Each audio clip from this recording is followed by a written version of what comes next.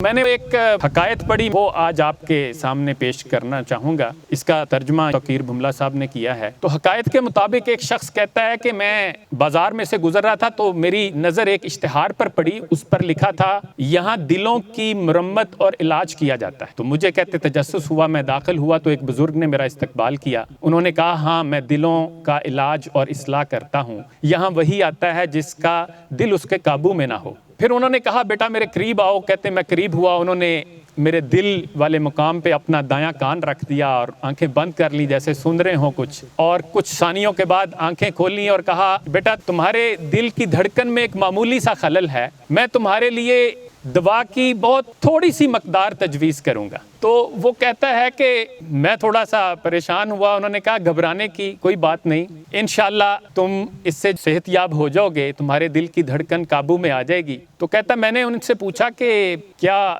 دلوں کی اقسام ہوتی ہیں؟ تو وہ کہتے ہاں یہ ہمارا وراثتی علم ہے، میرے باپ نے میرے دادا جس سے جو سیکھا وہی مجھے سکھایا، اور اس علم کے مطابق دنیا میں دلوں کی اقسام کچھ اس طرح سے ہیں، ایک وضاحتیں کرنے والا دل، اور ایک دل جو ذبح کیا جا چکا ہو، ایک نرمل کومل دل، اور ایک عمیق دل، ٹوٹا ہوا دل اور ایک اداس دل، ایک صحت مند دل اور ایک زخمی دل، اور ایک بیمار دل اور ایک بے ہوش دل، اور ایک مضبوط دل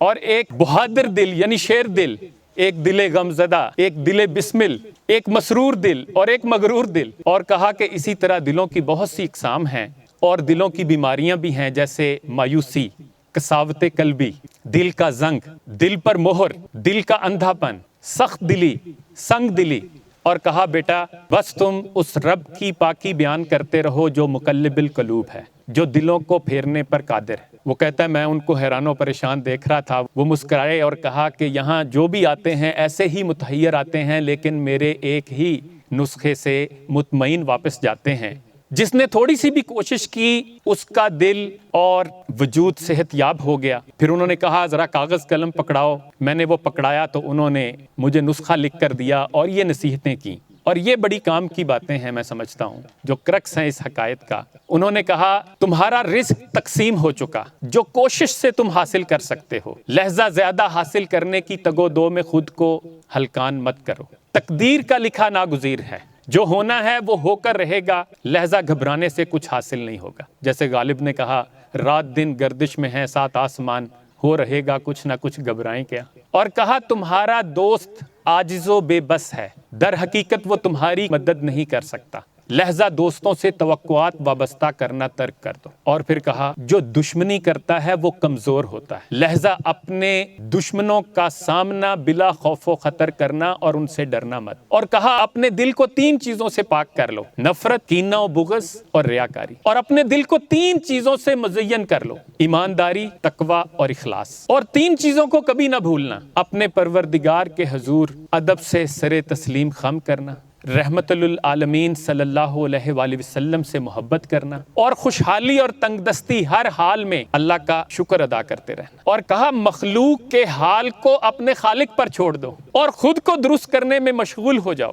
نہ کہ دوسروں کو۔ اگر کسی کی اصلاح مقصود بھی ہو تو ذہن میں رہے کہ حکمت سے بات کرو، اور تمہارا کام پیغام پہنچا دینا ہے، دلوں پہ اختیار اللہ کی ذات کا ہے۔ ابن آدم کے دل اللہ کی دو انگلیوں کے درمیان ہیں، وہ ان کو الٹتا پلٹتا رہتا ہے۔ اور پھر کہا اپنے اندر تین چیزیں پیدا کر لو، ذکر کرنے والی زبان، برداشت کرنے والا صابر جسم، اور سمجھنے اور سوچنے اور جاننے والا عقل مند دماغ۔ اور تین چیزوں سے بچتے رہنا، لوگوں میں بیٹھ کر دوسرے لوگوں کی باتیں کرنا، اور ایسے فضول لوگوں میں بیٹھنا جو صرف باتیں کرتے ہوں وہ بھی دوسروں کے عیبوں کی، اور سطحی قسم کے لوگوں سے دور رہو کہ غربت و افلاس انہی کے ہاں ڈیرا ڈالتی ہے جو اپنا وقت دوسروں کے معاملات میں دخل دینے، ٹو میں رہنے اور ان کے معمولات کے متعلق باتیں کرتے ہوئے ضائع کرتے ہیں۔ بزرگ نے یہ نسخہ لکھ کر انہیں دے دیا، وہ کہتے ہیں میں نے دل و جان سے یہ نسخہ قبول کیا اور ان نصیحتوں پر عمل کرتا رہا۔ پھر وہ کہتا ہے یہ ایسی چیزیں ہیں کہ جب آپ ان پر عمل کرتے ہیں تو آپ کے